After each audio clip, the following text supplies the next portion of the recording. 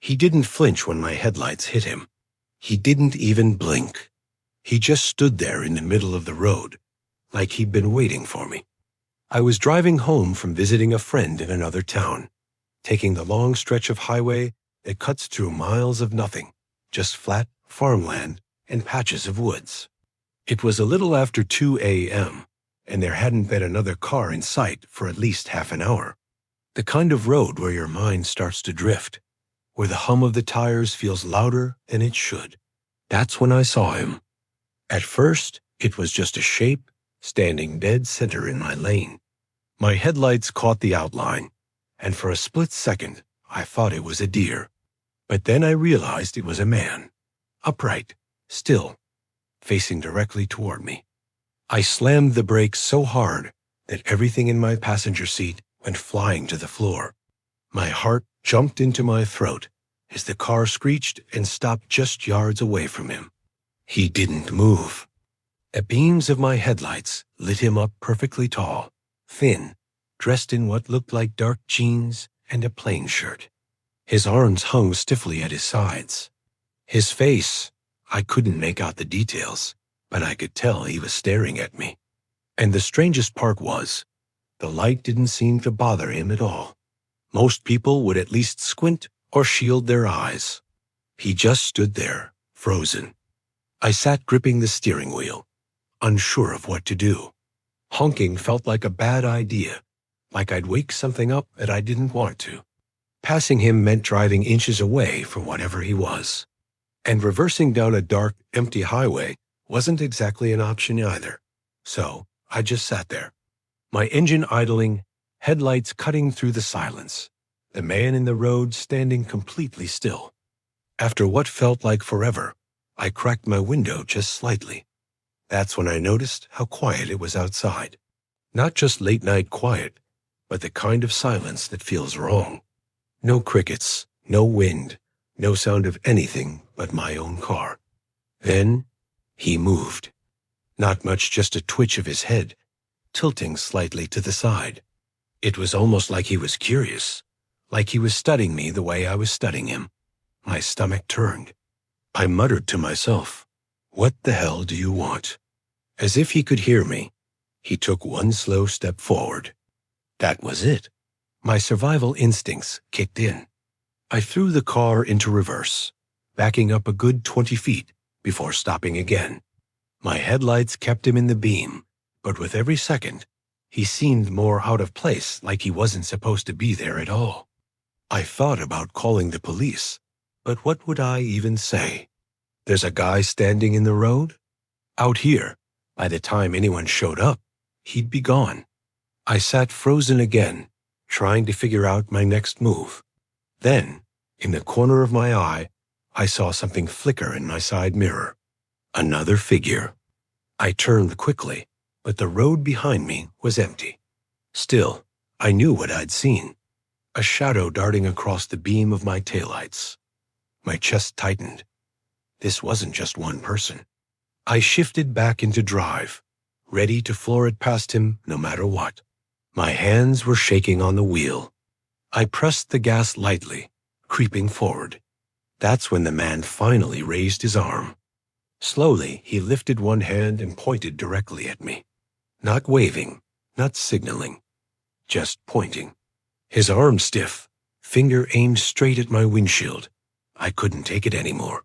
I slammed on the gas and swerved hard into the opposite lane, flying past him. As I did, I glanced to the side for just a second. His face, it wasn't right. Pale, almost gray, with hollow eyes that didn't reflect the light. His mouth was slightly open, like he was mouthing something I couldn't hear. I sped down the highway faster than I ever have in my life, checking the mirrors over and over. Nothing followed. No cars, no figures, just the empty stretch of asphalt disappearing into the night. When I finally made it home, I sat in the driveway for almost 10 minutes, hands still gripping the wheel, trying to process what I'd seen. The thing that still haunts me, though, isn't the man's face or the way he pointed at me. It's what I saw when I checked my car the next morning. On the passenger side window, Where I'd heard nothing but silence the night before, there was a smudge. A perfect pale handprint pressed against the glass. And I'd been alone the entire drive home. It didn't matter how fast or slow. I drove the car behind me never passed. Its headlights clung to my rearview mirror like they were chained to me. I was heading home from a late shift, taking a back road I normally avoided. The highway would have been faster, but there was construction blocking my usual exit. So I ended up on this long 2-lane strip that cut through miles of woods and farmland. Midnight, no streetlights. Just my headlights carving a tunnel through the dark. About 20 minutes into the drive, I noticed the glow behind me. At first, I thought it was a coincidence, just another driver on the same lonely road. But after a few minutes, it became obvious. The car was too close, uncomfortably close. Its headlights filled my mirror, bleaching everything else out. I slowed down, thinking maybe they'd pass. They didn't. I sped up, hitting nearly 20 miles over the limit. Still, they stuck to me, perfectly matched, like a shadow. For nearly an hour, I drove like that. The silence in the car grew heavier, broken only by the hum of my tires and the steady glare in my mirror. My hands started to cramp from how tightly I was gripping the wheel. Finally, I had enough. I pulled over. There was a little gravel shoulder on the side of the road, so I flicked on my blinker and eased over, fully expecting the car to blow past me. Instead, it slowed, then rolled to a stop directly behind me, headlights still blazing. I sat frozen, bathed in that harsh white light.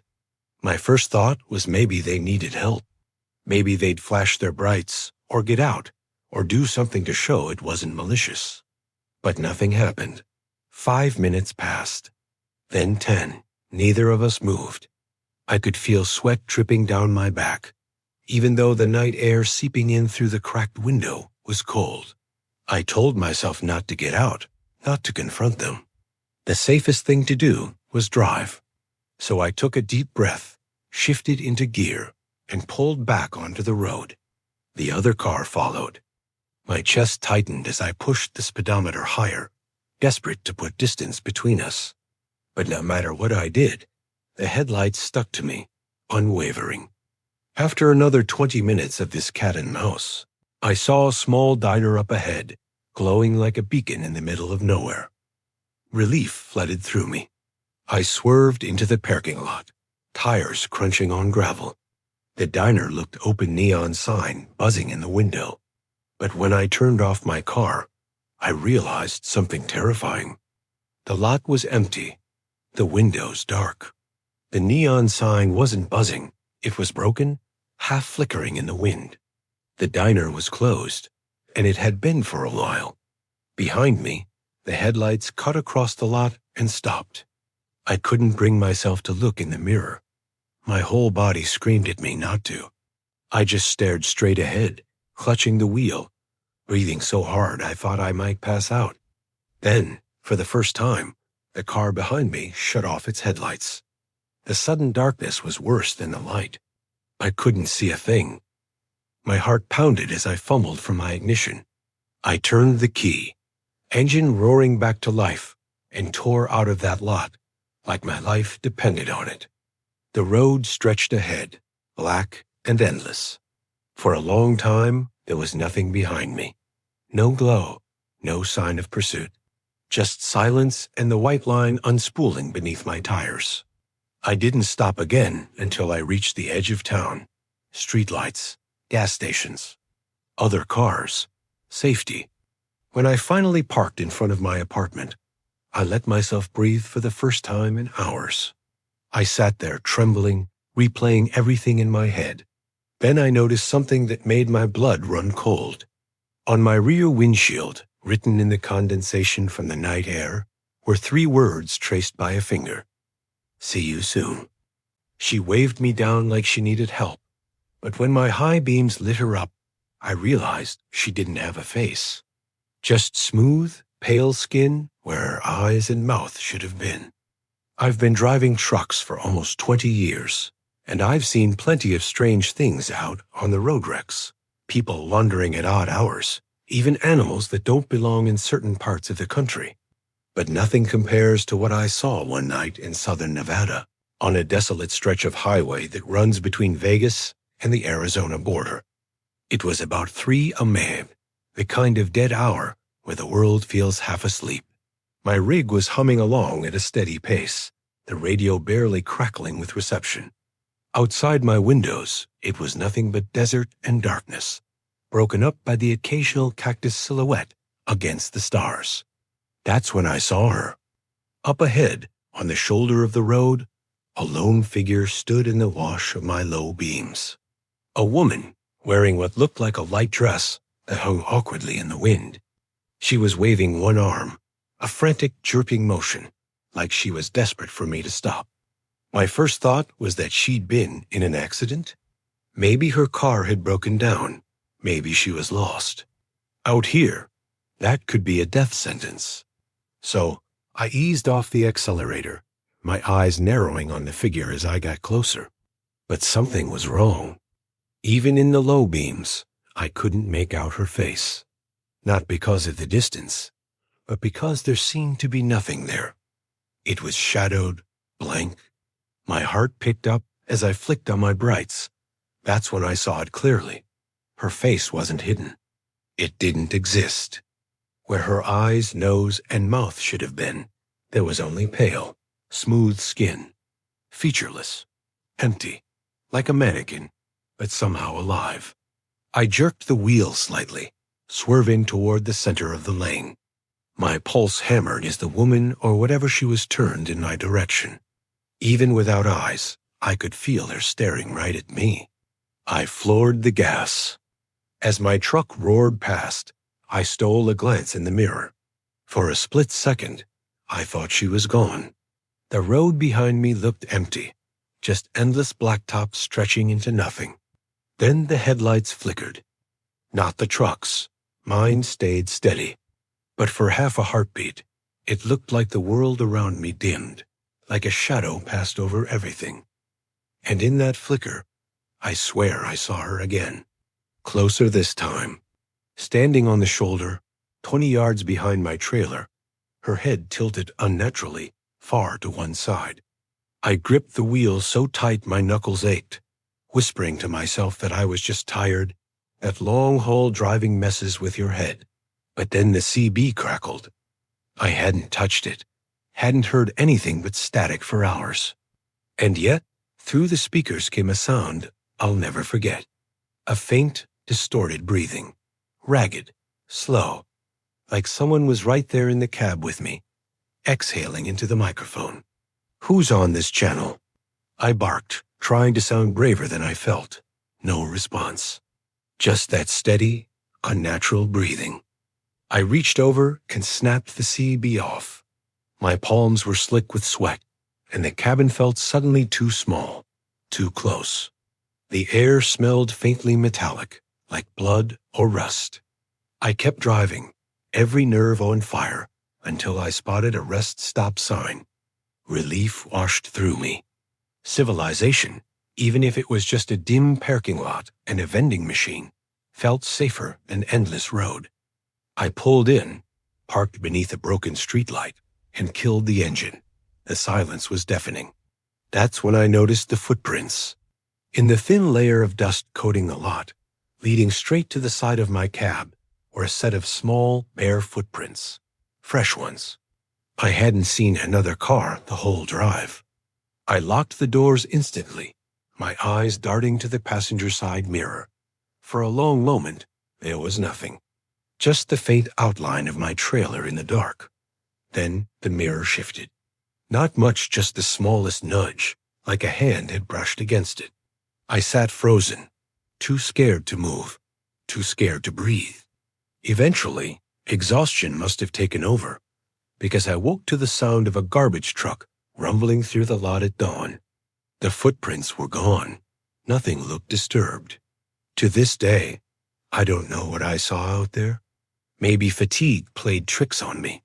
Maybe it was something worse. But sometimes, late at night, When I'm alone on a dark stretch of highway, I'll catch myself staring too long at people on the side of the road, praying I never see that smooth, pale face again. The station looked bright and alive when I pulled in, but when I glanced back in my mirror, it was gone, replaced by nothing but black trees.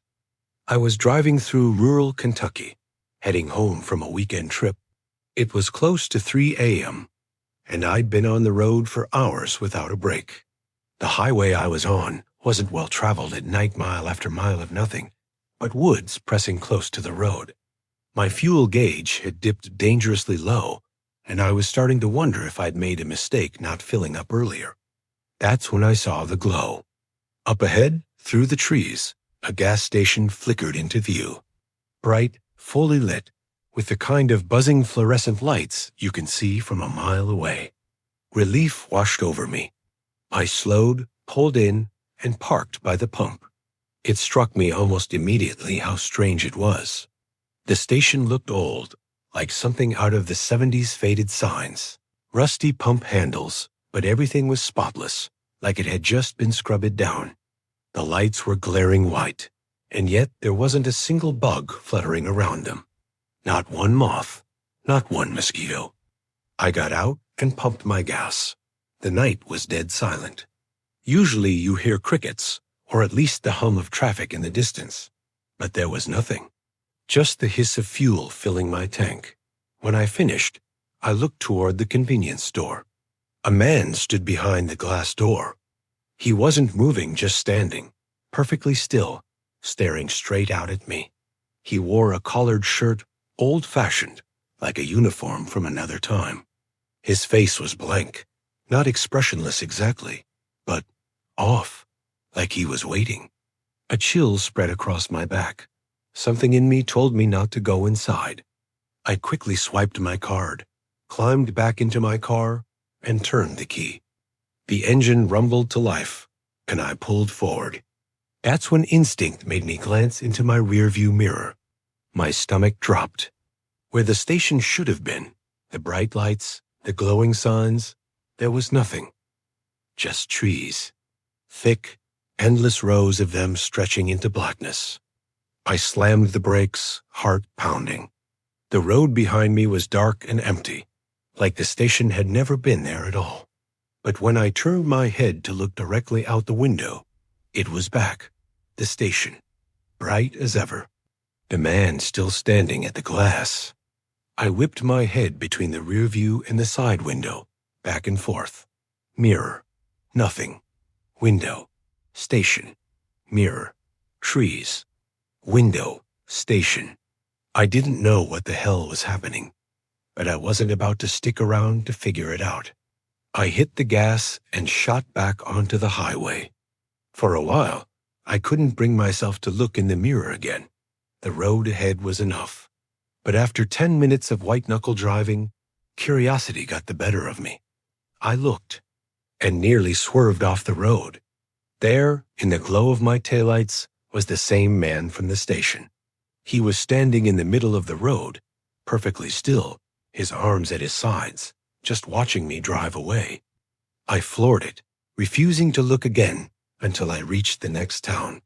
When I finally pulled into a real gas station, a modern one, with cars at the pumps and people inside, I felt tears sting my eyes from sheer relief. I sat there for a long time, trying to steady my breathing. But before I went inside, I glanced one last time at my rearview mirror.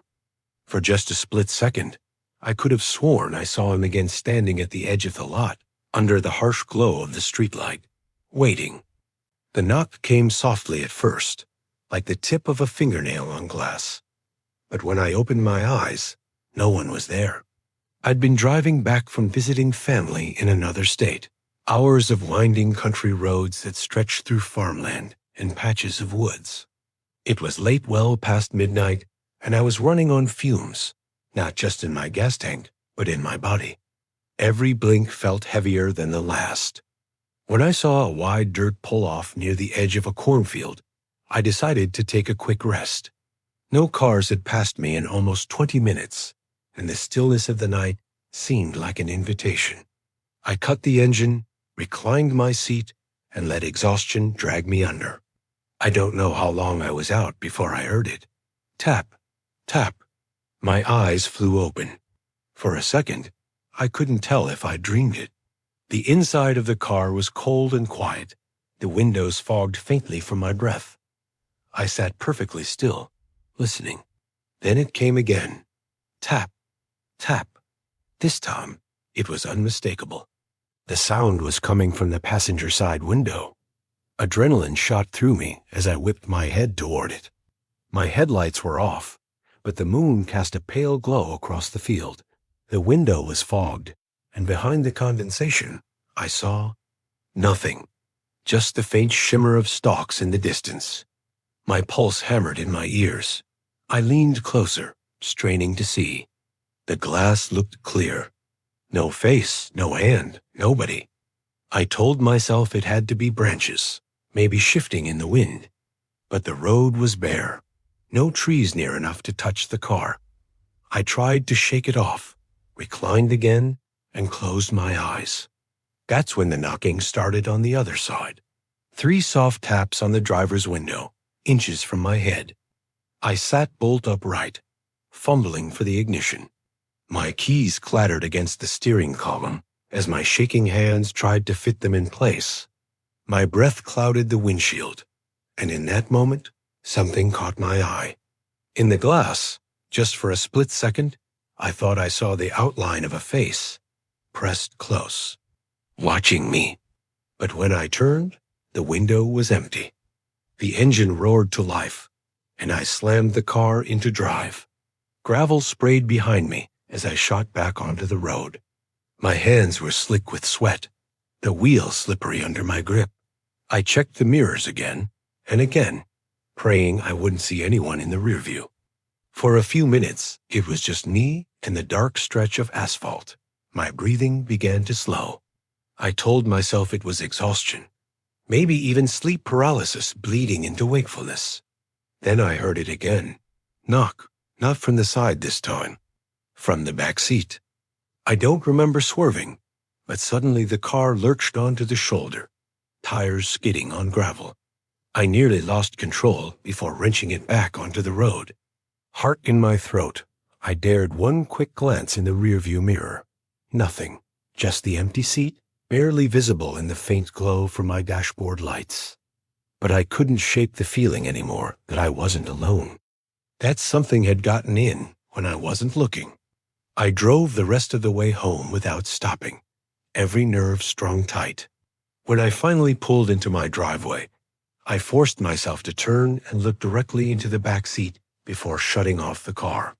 It was empty. I sat there shaking for what felt like hours before finally gathering the courage to go inside. But the next morning, when I went out to grab something from the car, I noticed something I hadn't seen in the dark. On the outside of the passenger window, faint but visible in the morning light, was a perfect handprint. The fingers were long, too long, and they pointed inward. They looked like 2 headlights sitting quietly in the woods, until they flicked on behind me and came after my car. I was driving home late one night from a friend's place in rural Pennsylvania. The road was narrow and winding, cutting through thick patches of trees. Out there, the woods seemed endless, swallowing the night. I hadn't seen another car in almost an hour, which didn't bother me much. I've always liked being alone on the road. But that night, something felt off. The silence was heavy, pressing against the windows. Even my radio had given out, reduced to static no matter how much I fiddled with the dial. That's when I noticed them. 2 faint beams of light off to the right, deep in the trees. At first, I thought it was just another car, parked at a trailhead or a makeshift camping spot. But there were no roads cutting into those woods. No driveways, nothing. Just dirt, brush, and trees thick enough to block even moonlight. Yet, there they were. 2 perfect headlights, glowing faintly as if they'd been waiting. I felt a prickle run down my spine. The car rolled on, my tires humming against the asphalt, and I told myself not to stare. But curiosity won out. I turned my head, just for a second, to get a better look. That was when they flickered off. I snapped my gaze back to the road, my heart suddenly hammering. I tried to shake it off. Maybe my angle had shifted. Maybe they were just reflections. But I couldn't shake the feeling that something was wrong. A minute later, the glow returned. Only this time, it wasn't off in the woods. It was in my rearview mirror. Two bright headlights, suddenly blinding in the darkness, locked on to the back of my car. My stomach dropped. I hadn't heard an engine. No crunch of tires on gravel. No roar of acceleration. Just there. 1 second nothing. The next, they were right behind me. I pressed the gas, speeding up to put distance between us. But the headlights didn't fade. They stayed glued to my bumper. Impossibly close. Too close for comfort. I pushed harder. 50, 60, 70. The road twisted and turned, and my tires squealed as I took the curves sharper than I should have. Still, those lights stayed on me, never swerving, never lagging behind. That's when I noticed something even worse. There was no shadow of a car attached to them. No outline in the glare. Just light. Two blazing circles floating in the night, burning holes into my mirror. My chest tightened. I was breathing too fast, hands slick on the wheel. Every hair on my body stood on end. I tried to tell myself I was imagining things, but deep down, I knew I wasn't. The road ahead opened up into a long, straight stretch. I floored the gas, my car rattling as the speedometer climbed higher than I'd ever dared take it. For the first time, the headlights behind me grew smaller. Relief started to creep in until they disappeared completely. The road behind me went pitch black, like I'd shaken them off. But then the woods to my left exploded with light. The headlights were back, matching my speed, racing alongside me through the trees. They cut through the branches and brush like none of it was there, keeping pace as if whatever carried them didn't need a road. My grip on the wheel tightened. I couldn't look directly, but I could feel them, blazing just beyond the tree line, tracking me perfectly. And then just as suddenly, they were gone again. The road stretched empty in every direction. No lights, no cars, just silence. I didn't stop driving until I hit the next town. I pulled into a gas station one that was definitely real this time, and sat there in the glow of its flickering fluorescent lights, shaking. For the first time in my life, I was terrified to look in the rearview mirror. But I had to know. I leaned forward, eyes fixed on the glass. For a long moment, it was just me, pale and exhausted in the reflection. Then, faintly, two pinpoints of light appeared over my shoulder far back, at the edge of the darkness. Headlights, and they were getting closer. She didn't lean over the railing until I was directly beneath her. Her face tilted down, eyes locked on mine, like she'd been waiting for me all along. I was driving home late from work, the kind of rural commute where the road stretches for miles without a single car in sight. It was past 1 and the world outside my headlights was nothing but dark fields and patches of trees. The hum of my tires was the only sound, steady enough that it almost lulled me into a trance. That's when I saw the overpass up ahead. It wasn't anything special, just a small 2-lane bridge crossing the highway. Out here, they usually led to farm roads or dirt paths. But in the glow of my high beams, I noticed something strange. There was someone standing on it. As I got closer, I realized it was a woman. She was leaning over the railing, her arms draped across the edge, her head tilted just slightly downward. What made my stomach clench was that she wasn't just staring into the road. She was staring into me. Straight into my windshield, eyes locked, as if she knew exactly when I'd be there. I gripped the wheel tighter. Her face was pale, almost glowing against the darkness, her hair hanging loose and motionless, despite the breeze I imagined up there. The seconds stretched. My car slipped under the bridge, and for a split second, Her face filled my windshield, her eyes wide, unblinking, following me down. I glanced back in the mirror the moment I cleared the overpass. She was gone. The railing was empty. A jolt of panic shot through me. My headlights caught nothing but concrete and shadow. No woman, no figure leaning over. It was as if she'd vanished the instant I passed. I tried to shake it off. Maybe I was tired. Maybe I'd imagined her. Long nights on empty roads can play tricks on you. But the unease lingered. I cranked the radio, desperate for some noise, but the station dissolved into static. A few miles later, I saw another overpass in the distance. My pulse quickened. And there she was again. The same woman, the same posture, leaning over the railing, staring down as if she'd somehow gotten ahead of me. This time, I slowed down.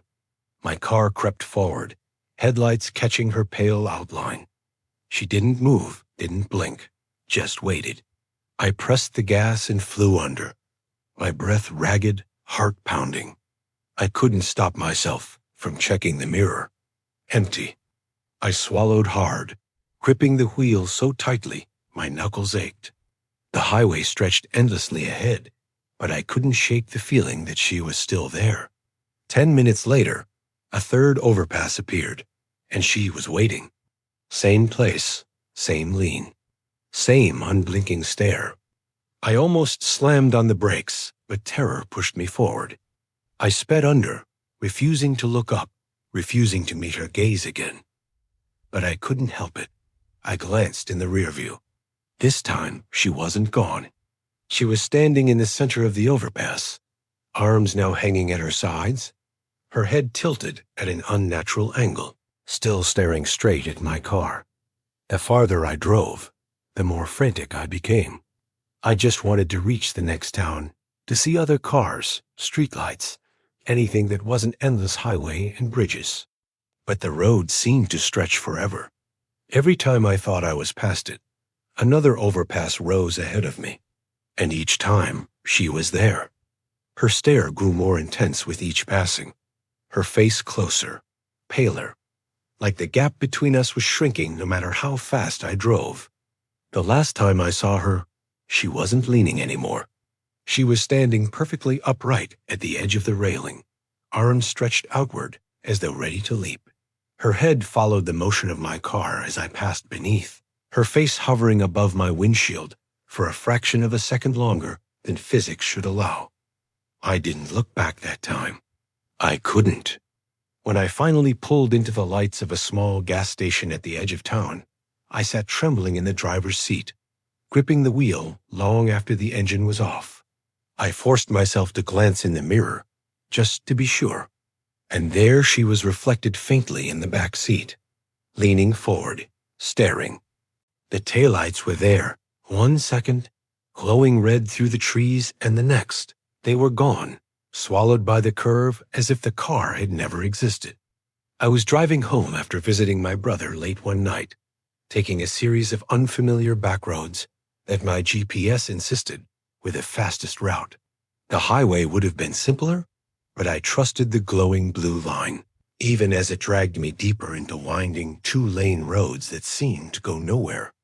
The clock on the dash read 2:14 a.m. My eyes were heavy, and the weight of the dark pressed in on all sides. There were no streetlights, no signs, no other cars, just me, my headlights, and the endless blacktop curling into the woods. That's when I saw the glow ahead. 2 red taillights, faint at first, then clearer as I gained on them. Relief washed over me. After miles of being alone, seeing another car felt like safety. Proof I wasn't completely isolated on this stretch of nowhere. I slowed my speed to match theirs, keeping a few car lengths back. The taillights bobbed gently with every curve and dip, guiding me like a beacon through the maze of dark roads. But something about the car bothered me. I couldn't make out its shape, only the lights. No reflection of the bumper, no glint of chrome catching my beams, just the faint red glow ahead. I told myself it was just the angle, or maybe my tired eyes. Still, I stayed behind. The road grew tighter, twisting sharply between hills and trees. My GPS had lost its signal minutes earlier, and now the taillights were my only reassurance that I wasn't hopelessly lost. That's when it happened. The car rounded a long, sweeping curve. I followed close behind, my headlights cutting through the branches. For a second, the taillights slipped behind a cluster of trees. When the curve opened again, they were gone. I slammed the brakes, tires squealing. The road stretched ahead, empty. No intersections, no driveways, no side roads, just the continuation of the same black ribbon of asphalt. But the taillights had vanished. My pulse hammered. I drove slowly forward, scanning every inch of the shoulder, half expecting to see skid marks or a wreck hidden in the ditch. There was nothing. The road was perfectly smooth, untouched. I pulled to a stop in the middle of the lane, engine idling, surrounded by silence. The woods on either side were still and oppressive, the trees crowding close, their branches clawing at the night sky. I rolled down my window, listening. No engine. No crunch of tires. Not even crickets. Just the low rumble of my car and the sound of my own shallow breathing. I should have turned around then, but I didn't. I pressed on, telling myself I must have missed something, that the car had turned off somewhere I hadn't seen. Another mile passed. Then two. That's when I noticed something in my rearview mirror. Two faint red dots. My stomach clenched. They were distant, but unmistakable, the same taillights I'd been following, glowing in the black. Only now they were behind me. I pressed the gas, speeding up, desperate to put distance between us. But the lights didn't shrink. If anything, they grew closer, closing the gap no matter how fast I went. I gripped the wheel so tight my knuckles ached. My headlights carved through the darkness, but every time I looked in the mirror, those taillights were there, unwavering, gaining. Then, just as suddenly as they appeared, they blinked out. Pitch black. I drove another 5 miles before the first real sign of civilization appeared, a gas station, glowing like a beacon at the edge of town. I pulled in, shaking, my car rattling from how hard I'd pushed it. When I killed the engine, the silence rushed back. I sat there for a long time, staring at the dark road I'd come from. Finally, I forced myself to look in the mirror one last time. For a moment, it was just me exhausted, pale, wide-eyed. Then, faintly, reflected in the glass, two red dots flared to life. Not ahead of me this time. Not behind me. Inside the car.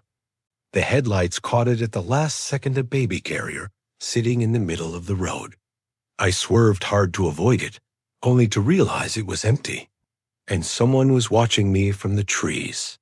I was driving home after a late shift, taking the long way because the main highway was shut down for construction. The back roads out here were narrow, twisting, and almost completely unlit, just 2 lanes carving through thick forest.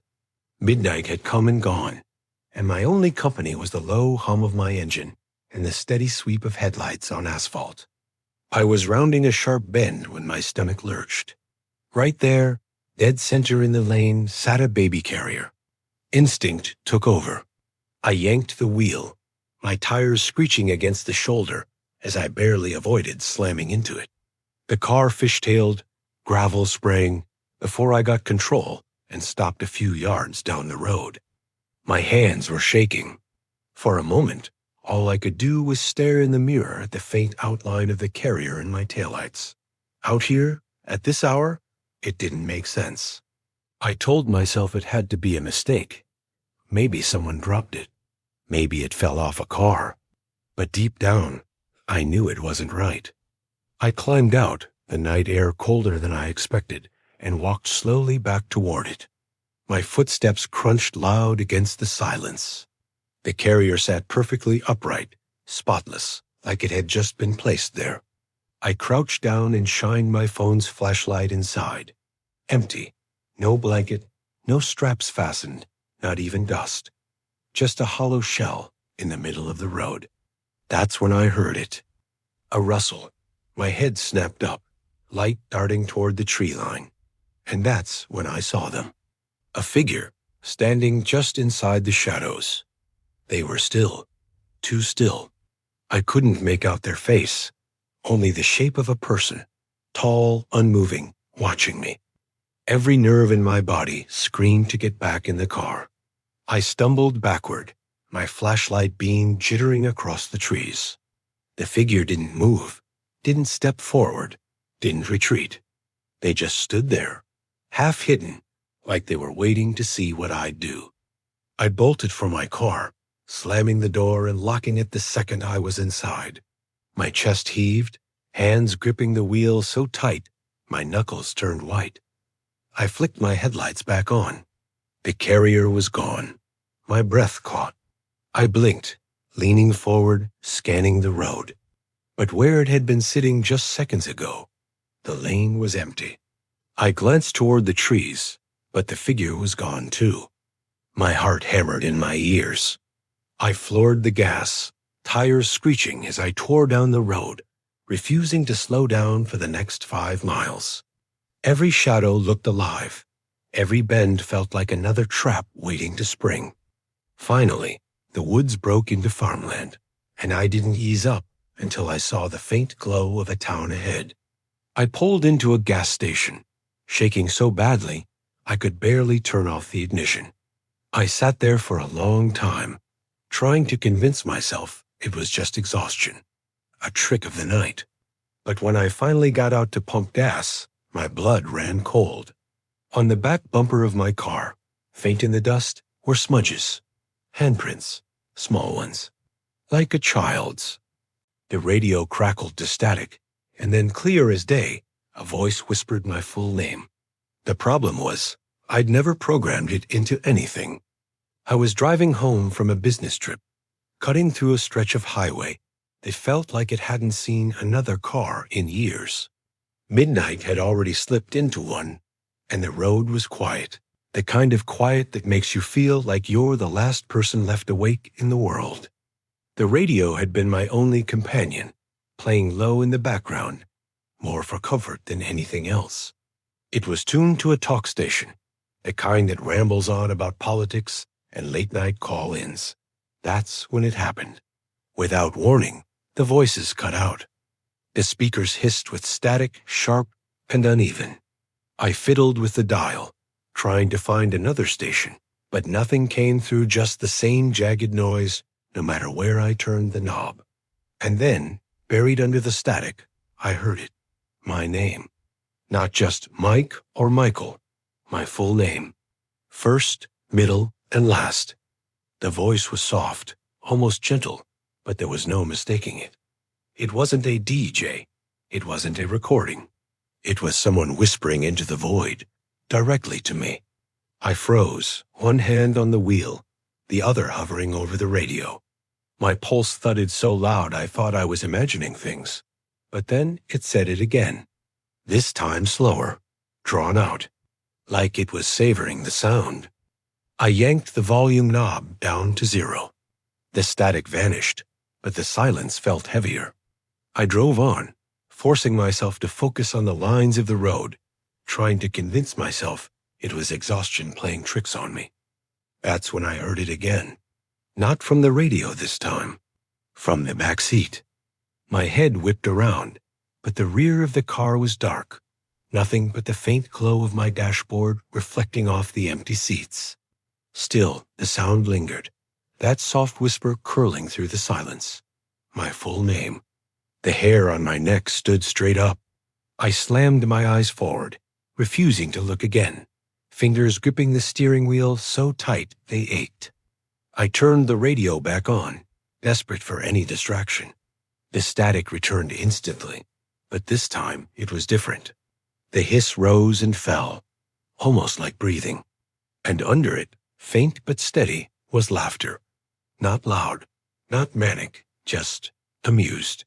Like someone was inside the wires, sitting patiently, entertained by my growing panic. I pressed harder on the gas, praying for a gas station, a diner, anything. But the road stretched endlessly. No exits, no signs of life. After what felt like forever, I spotted lights ahead. A rest stop. Relief flooded through me as I pulled in, parking under the harsh glow of a flickering lamp. The static cut off the second I turned the key. Silence filled the car again, thick and suffocating. I sat there, catching my breath, telling myself I was safe now. That's when I saw it. On the passenger seat. My phone, screen glowing though I hadn't touched it. A new file sat open. An audio recording. It was labeled with my full name. And when I hit play, I heard my own voice panicked, breathless, whispering it back. The first handprint appeared in the rearview mirror pale, smeared against the inside of the glass where no one should have been. It was close to 2 a.m., and I was making a long drive back home after visiting a friend out of town. The highway had gradually given way to smaller, more desolate roads, the kind where the woods press in on both sides and you start to feel like you're the only car left in the world. That night, the fog was brutal.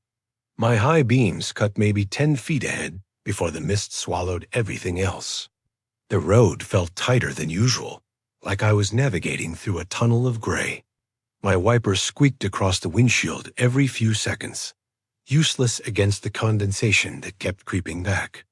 I had the radio on low, more to keep me awake than anything else when I felt it. The car shuddered. Not like I'd hit something. Not like the engine stuttered. This was different. A dull, heavy thump, like something had landed on the trunk. My hands tightened on the wheel, my eyes flicking to the rearview mirror. At first, I saw nothing but fog. Then, slowly, something began to appear. 2 pale handprints, pressing outward against the inside of the rear windshield. I froze. The hands dragged downward, streaking the condensation, leaving faint smears in the glass. They weren't mine. I hadn't been in the back seat, and I was alone. The car smelled faintly damp, like wet earth, though I hadn't opened the windows all night. My chest tightened as I risked a glance over my shoulder. The back seat was empty. Nothing stirred. But when I looked back at the mirror, the handprints were still there. Larger now, pressing harder, as if someone inside was trying to crawl forward. I floored the gas. My tires squealed against the wet asphalt, the car lurching forward into the fog. My heart hammered so hard it hurt. The radio crackled, fizzing with static, and a low hiss filled the cabin. At first, I thought it was interference, but then I realized it was too rhythmic, too deliberate, breathing, coming from the backseat. I snapped my eyes to the mirror again. A shape was forming behind the glass now, not clear, not solid, just a suggestion of something leaning forward from the shadows. Where the fog met my taillights, the hands shifted. They were higher now, pressed closer to the roofline, like whoever it was rising. I shouted out loud, more instinct than anything, "Get out!" My voice cracked in the silence. The breathing stopped. For a long, terrifying moment, the car was quiet except for the roar of the engine and the thrum of the tires. The fog seemed endless, pressing thicker, until the road itself felt unreal. I glanced at the mirror one last time. The hands were gone. Relief hit me so suddenly, I almost cried. I forced myself to slow down, gripping the wheel tight, whispering to myself that I was imagining things, that exhaustion was messing with me. But then I saw it. On the inside of the driver's side window, just inches from my face, a new handprint appeared. Fingers long, too long, dragging slowly across the glass. I swerved so hard, I nearly drove into the ditch. My heart slammed against my ribs as I forced the car back into the lane, my entire body trembling. I couldn't look, couldn't bring myself to face whatever was inches from me. I drove blind with fear, eyes locked on the road ahead, until finally the fog broke. Streetlights appeared in the distance, glowing like salvation. Civilization. I pulled into a gas station, slammed the car into park, and leapt out before the engine even died. The cold night air burned my lungs as I circled the vehicle. Every window was clean. No prints. No streaks. Nothing. I stood there shaking, trying to convince myself it had all been in my head, a product of fatigue and fog and paranoia. But as I reached for the door handle to get back inside, I noticed something that made my blood run cold. On the trunk of the car, faint in the dew, were two perfect handprints, pressed downward, as if something had been holding on the entire drive. The broken guardrail was the first thing she noticed. She passed it once, then again each time with her gas tank a little lower. I was driving home from visiting my sister in another county, taking a route I wasn't all that familiar with. The GPS on my phone had lost service half an hour earlier, but I wasn't too worried. Just one long stretch of highway through farmland and woods until I hit the interstate. It was late, past midnight, and the road was dead quiet. No cars, no lights, just my headlights carving a narrow path forward. The kind of night where you feel completely alone. That's when I noticed the guardrail. It was bent and broken, as if someone had slammed into it years ago and no one had bothered to fix it. A tall oak tree loomed just behind it, its bark scarred from the same impact. I remember it vividly because it stood out on an otherwise perfect stretch of road. A mile later, I saw it again. Same broken guardrail. Same oak tree with the scarred bark. My brow furrowed, but I told myself it was a coincidence. Maybe there were two. Maybe it was common around here.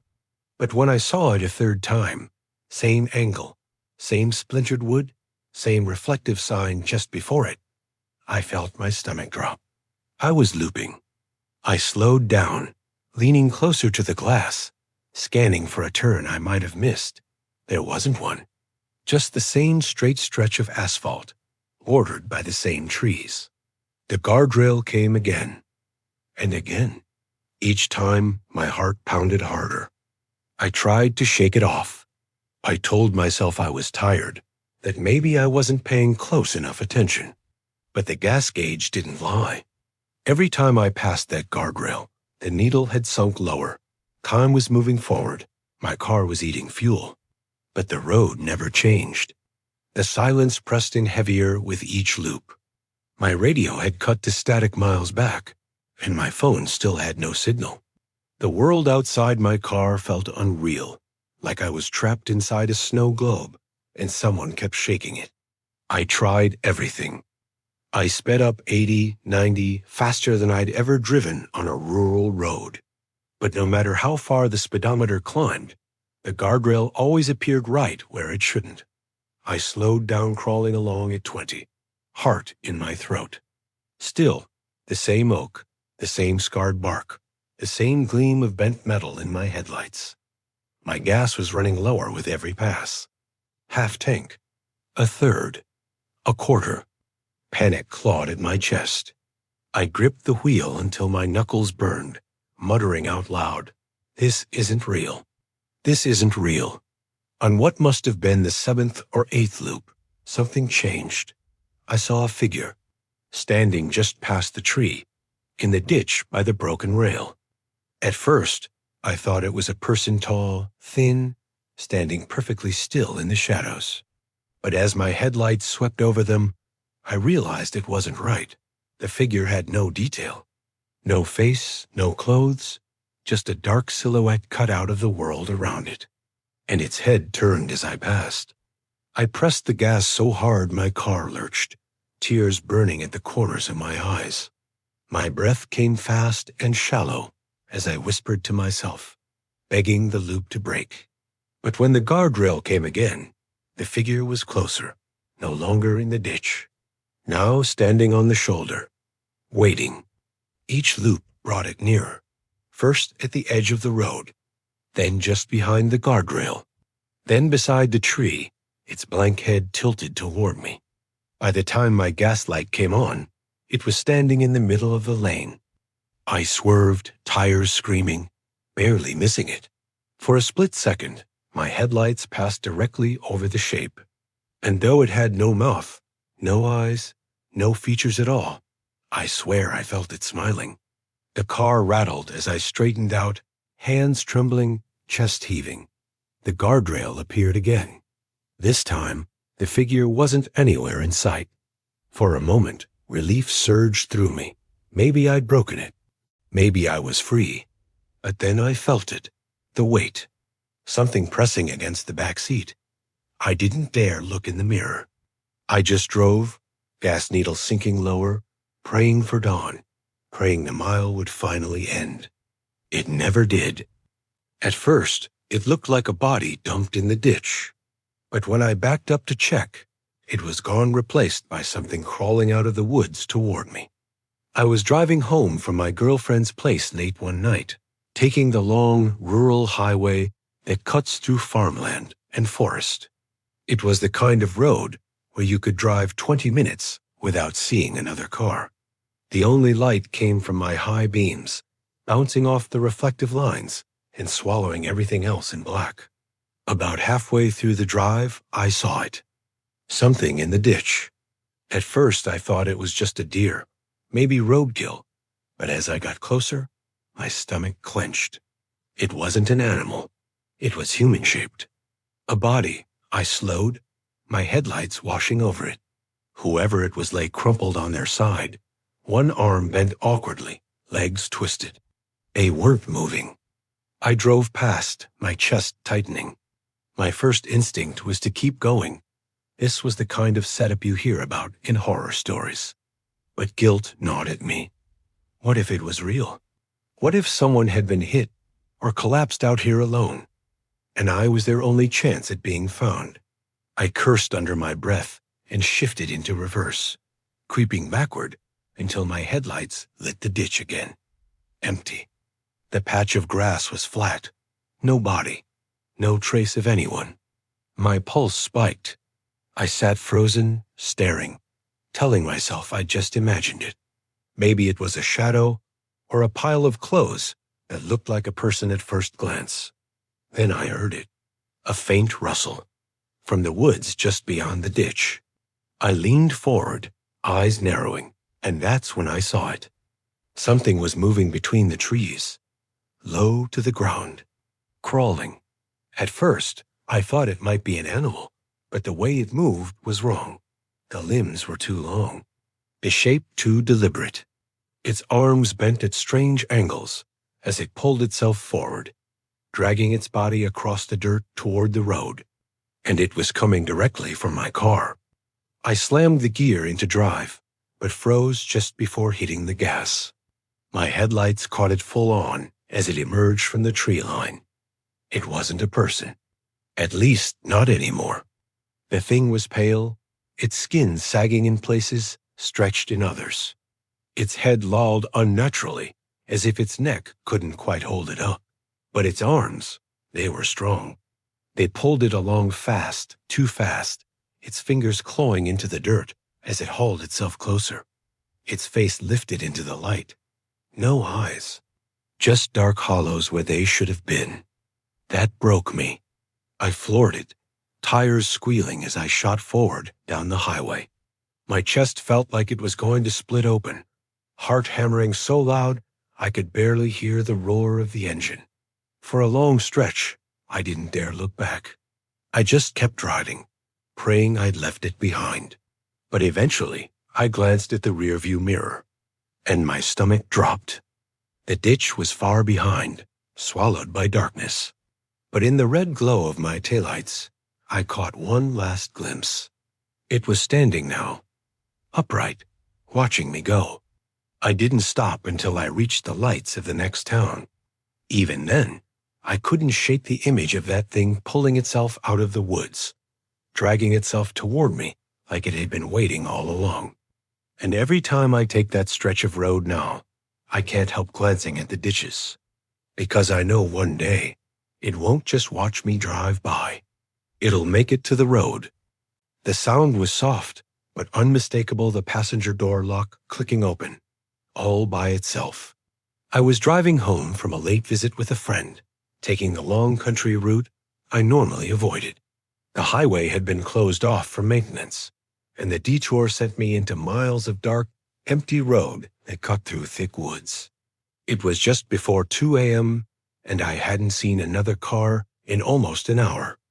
The night air was cold, and the fog on the edges of the asphalt made my headlights feel weak. I kept the radio on low to fill the silence, but it barely helped.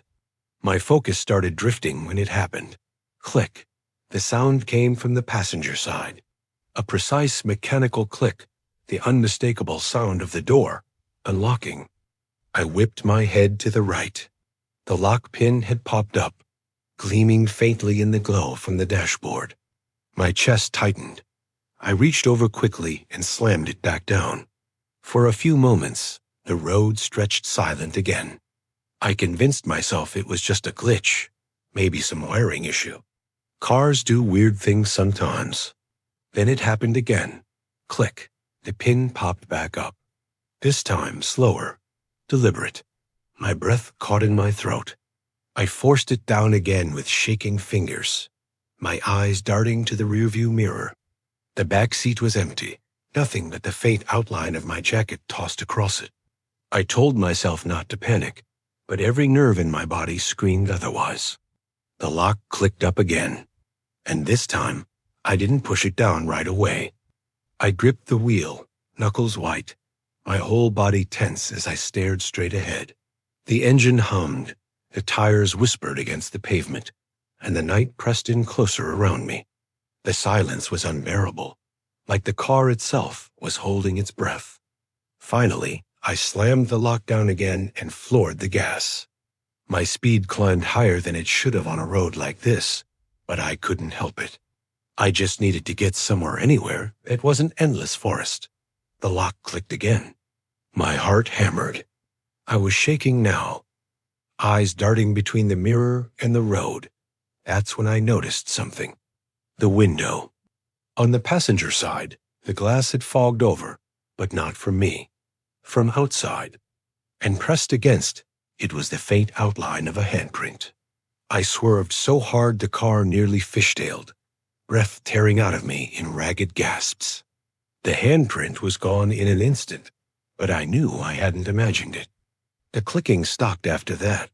The lock stayed down, but the silence was worse now, heavier, charged with the sense that I wasn't alone. I drove for what felt like forever, until I finally saw the glow of a small gas station ahead.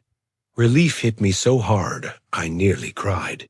I pulled in, parked beneath the bright fluorescent lights, and killed the engine.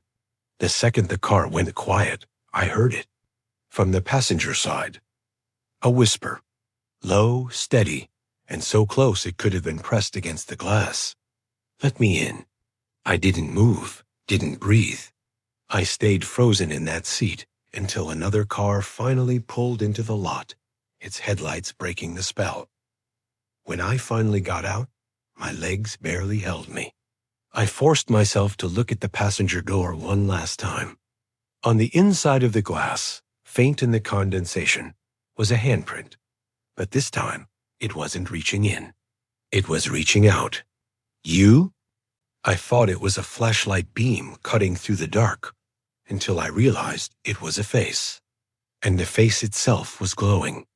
I've been driving trucks for nearly 15 years, and the road will show you plenty of strange things at night shadows that look like people, animals that freeze in your headlights, even folks walking where they shouldn't be.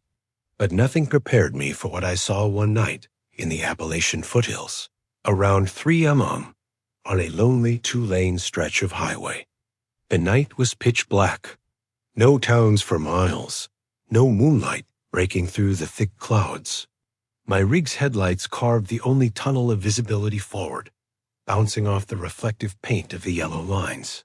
The hum of the tires and the occasional rattle of the trailer were the only sounds keeping me company. That's when I rounded a bend and saw it. At first, I thought it was a flashlight, a pale, circular glow on the shoulder up ahead, too still to be a moving car, and too bright to be a cigarette or phone.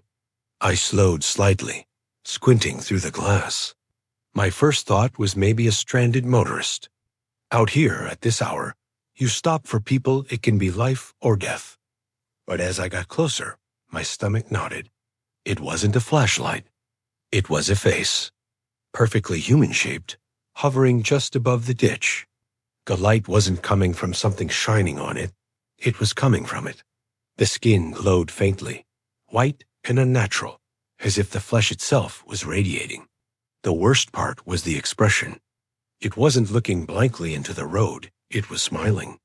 A wide, frozen grin that stretched too far, teeth shining faintly in the glow. My hands clenched on the wheel. I wanted to believe I was imagining it, that it was some kind of reflection or optical illusion. But then it moved. Its head turned, following me. The body, if there even was one, stayed hidden in the ditch, swallowed by the shadows. Only the face shifted, glowing eyes locked onto my windshield as I rolled past. I pressed harder on the gas, pulse hammering in my ears. The truck roared forward, but I couldn't stop myself from checking the mirror. The glow was still there. The face had turned completely, twisted unnaturally far, watching me as I drove away. I tore my eyes back to the road, heart slamming against my ribs. For a while, all I could do was drive, faster than I should have on those curves, desperate to put distance between me and whatever I'd just seen. But then the glow appeared again. Up ahead this time, just beyond the next bend. The same face, same grin, same faint, impossible light radiating from its skin. I nearly choked on my breath. There was no way it could have gotten ahead of me. No side roads, no shortcuts, nothing. But there it was, waiting, smiling. I didn't slow down this time. I blew past it, eyes locked forward, refusing to look directly, though I could feel it turning again, tracking me. When I finally dared to glance at the side mirror, I wished I hadn't. The face wasn't in the ditch anymore. It was closer, floating at the edge of the shoulder, keeping pace with the truck, its grin unwavering, its glowing eyes fixed on mine. I slammed the pedal down, the truck rattling from the strain, but the face stayed with me for another 100 yards, never losing ground. And then, just as suddenly, it was gone. The road ahead was empty, the shoulder dark, the night silent again. I drove until the first gray hint of dawn touched the sky, refusing to stop, refusing to even slow down. When I finally pulled into a truck stop, I climbed out with shaking legs and swore I'd never take that route again. But the thing that haunts me most isn't the face itself. It's what I saw the next morning when I went to check my rig in daylight.